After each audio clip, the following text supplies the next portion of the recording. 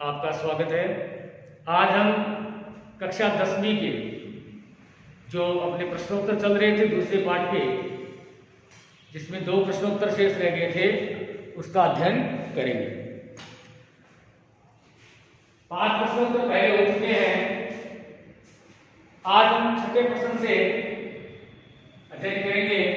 निम्नलिखित पदानाम प्रयोगम स्ववाक्येषु कुरु। निम्नलिखित पदों का प्रयोग अपने स्ववाक्येषु अपने द्वारा वाक्यों में कीजिए। तो ये पद है, ये वाक्य है। अब वाय से जो पद है उसके हिसाब से आपको पाठानुसार वाक्य की रचना करनी है। अब वाय से के हिसाब से रचना करेंगे तो वाय से वृक्ष तिष्ठति। वाय से माने होता है कौवा, वृक्ष तिष्ठति माने वृक्ष पर बैठता है। कौवा वृक्ष पर बैठता है। अगला आपके पास शब्द है चित्रग्रीव है। अब चित्रग्रीव में पाठानुसार आपको वाक्य की रचना करनी है तो गया चित्रग्रीव है तंडुलकरान खाता। चित्रग्रीव है वो चावलों के कणों को खाता है। अगला शब्द है व्याध है। व्याध माने होता है शिकारी। तो इस पर आप वाक्य रचना करेंगे तो व्याध है गृहं प्रति गतः है, अर्थात शिकारी जो है घर की ओर चला गया। उसके बाद है असंतुष्ट। असंतुष्ट हमारी नाराज से असंतुष्ट दृश्यते, वह नाराज दिखाई देता है। अगला पद आपके पास है प्रतिकार। किसी का प्रतिकार करना। तो अत्र प्रतिकार करणीय, यहां प्रतिकार करना चाहिए। करणीय मानी करना चाहिए, विधिलिंग लकार हो गया तो यहां पर प्रतिकार करना चाहिए। अगला है पक्षिण। पक्षिण शब्द में वाक्य बनाएंगे तो पक्षिण आकाशे विचरन्ति, यानी पक्षी आकाश में विचरण करते हैं। पक्षी कहां विचरण करते हैं? आकाश में विचरण करते हैं। तो पक्षिण आकाशे विचरन्ति। लास्ट प्रश्न है दूसरे पाठ का। सम्यक विभक्तिं संयोज्य कोष्ठक गतेन पदेन रिक्त स्थाने पूर्य। इसका मतलब है कि सम्यक विभक्तिं संयोज्य, सम्यक माने अच्छी प्रकार, विभक्ति माने विभक्ति का, संयोज्य माने संयोग करके आपको कोष्ठक गतेन पदेन, कोष्ठक में दिए गए पदों से रिक्त स्थान की पूर्ति करेंगे। अर्थात आपको कोष्ठक में एक शब्द दिया होगा, उसको आप उस शब्द के हिसाब से अपने वाक्य को देखते हुए उसमें विभक्ति का प्रयोग, उचित विभक्ति का प्रयोग करना है और आपको रिक्त स्थान की पूर्ति करनी है। अब जैसे कोष्ठक में दिया गया रात्रि। अब आपका वाक्य क्या कह रहा है? आपके वाक्य के अनुसार रात्रि में कौन सी विभक्ति होनी चाहिए, वह आपको उचित प्रयोग करते हुए रिक्त स्थान की पूर्ति करनी है। तो अब संज्ञायाम रात्रो वाय से प्रबुद्ध है। रात्रि बीत जाने पर, रात्रो वाली रात्रि के बीत जाने पर वाय से प्रबुद्ध हुआ जाएगा। अगला शब्द आपके पास व्याध है। व्याध माने होता है शिकारी। अब आपको वाक्य के हिसाब से व्याध में विभक्ति का प्रयोग करना है। तेन व्याधेन जालम विस्तीर्णम, उसके उस शिकारी के द्वारा, तेन व्याधेन माने शिकारी के द्वारा, जालम जाल को विस्तीर्ण मानी फैलाया गया। तो यहां चलते का प्रयोग हो जाएगा इस स्थिति में। अगला आपके पास शब्द है कपोत। कपोत मानी कबूतर। अब वाक्य आपका क्या करें कि कपोत राजा तंडुलकर दुग्धान, कबूतरों का राजा चावलों के कणु लालची को एकत्रित मानी कहता है। किसको कहता है? कपोतान मानी कबूतरों को कहता है। तो कपोतान के साथ क्या हो जाएगा? कपोतान, यानी कबूतरों का राजा चावलों के लोभी कबूतरों को कहता है या कहा।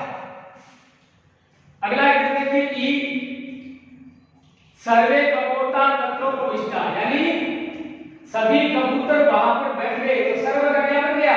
सर्वे बन गया विभक्ति के अनुसार। उसके बाद है अगला, जिसमें वस्तु शब्द के हिसाब से आपको विभक्ति का प्रयोग करना है कि अल्पा नाम की वस्तुनाम सहती कार्य साधिका। ये आपके श्लोक भी है कि छोटी से छोटी वस्तु का संग्रह कार्य को सिद्ध कर देता है। अल्पानाम वस्तुनाम सहती कार्य साधिका, वस्तु शब्द कोष्ठक में दिया गया उसके हिसाब से वस्तुनाम शब्द बना जो आपके उचित प्रयोग के लिए सही है। अगला से याद है जाला प्रहार कान तान अवलोक्य पश्चात धावनम एगरो। यहाँ पर तत् शब्द दिया गया है और तत्काल को यहाँ पर तान भरा जाएगा।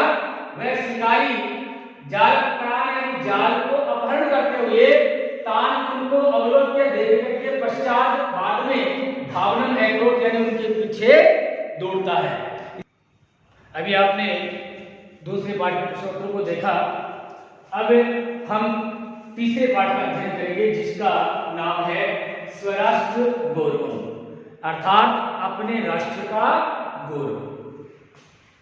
इसमें पहले पाठ का अध्ययन करेंगे तो संस्कृत है उत्तरम यत् समुद्रस्य हिमाद्रस्य व दक्षिणम वर्षं तत् भारतम न भारतीयत समुद्र।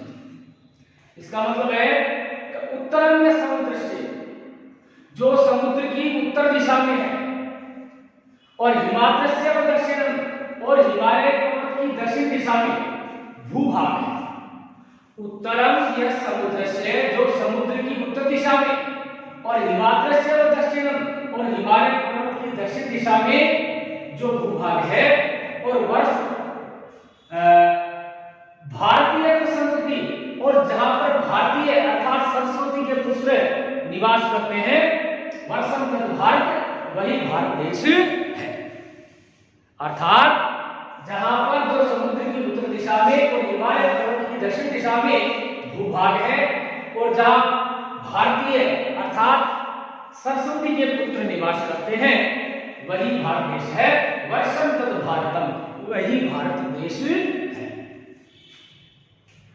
उसके बाद अगला है हिमालयात् समारभ्य यावदिन्दु सरोवरम तम देव निर्मितम देशम हिंदुस्तानम प्रचक्षते। ये श्लोक क्या है कि हिमालयात् समारभ्य हिमालय से लेकर और यावदिन्दु सरोवरम हिंद महासागर तक का जो भूभाग है। हिमालयात् समारभ्य यावदिन्दु सरोवरम हिमालय से लेकर के हिंद महासागर तक का जो भूभाग है और तम देव निर्मितम और जो देवताओं के द्वारा निर्मित तम देव निर्मितम उस देवताओं के द्वारा निर्मित देशम अर्थात उस भूभाग को उस स्थान को उस देश को हिंदुस्तान प्रत्यक्षते हिंदुस्तान कहा जाता है। प्रत्यक्षते मानी कहा जाता है। तो हिमालय से लेकर हिंद महासागर तक का जो भूभाग है और जो देवताओं के द्वारा निर्मित है उस स्थान को हिंदुस्तान कहा जाता है। हिंदुस्तानम प्रत्यक्षते हिंदुस्तान कहा जाता है। अगला है गायन्ति देवार्ति गीतिकानि धन्यास्ते भारत भूमि भागे स्वर्गापवर्गास्पद मार्गभूते भवन्ति भूये पुरुषा स्वरूपा। तो गायन्ति देवार्ति गीतिकानि निश्चय ही देवता जहां गीत गाते हैं गायन्ति देवार्ति गीतिकानि किल माने निश्चय ही और गायन्ति माने गाते देवा माने देवता और गीतकानि माने गीत। देवता निश्चय जहां के गीत गाते हैं धन्यास्ते भारत भूमि वाले वे मनुष्य धन्य हैं जो स्वर्गापवर्गास्पद मार्ग होते जो स्वर्ग और मोक्ष की प्राप्ति का मार्ग स्वरूप भारत देश में भवंती भूये पुरुषा स्वरूपवाद भारत देश में देवता रूप से अथवा स्वर्ग से भी आकर पुनरुत्पन्न होते हैं। अर्थात वह भारत भूमि का भाग धन्य है जहां पर देवता भी फिर से अवतार लेने की इच्छा रखते हैं।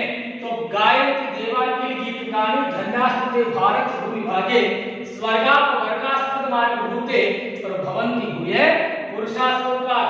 अर्थात देवता जहां गीत गाते हैं वे मनुष्य धन्य हैं जो स्वर्ग और मोक्ष की प्राप्ति का मार्ग स्वरूप भारत देश में देवता रूप से अथवा स्वर्ग से भी आकर पुनः उत्पन्न होते हैं अर्थात जन्म लेते हैं। और प्रत्यक्ष को प्रमाण की आवश्यकता नहीं है यहाँ पर काफी भगवान के अवतार हुए, कृष्णावतार हुआ है, रामावतार हुआ है, इसलिए भारत भूमि का जो भाग है